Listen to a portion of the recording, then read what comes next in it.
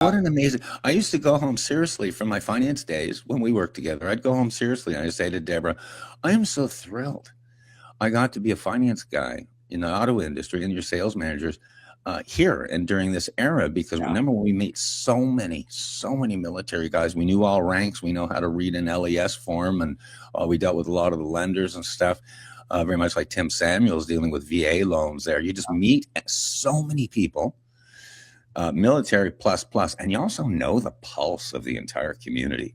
Even a lot of the gossip and stuff, you know, you were being inside an auto dealership. It was a great experience. It was. And Tim is a great example. I'm glad that you have him on your show, but I mean, he really is serving that community like nobody else. You know, he is such a great kid, you know, and I kid anymore, but he's such a great man.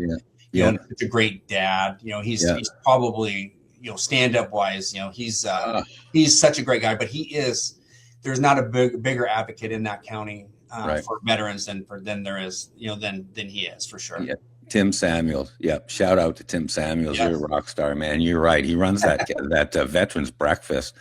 I think it's going to be like 5 million people next one. You know, he's really working it hard, and good for him. I want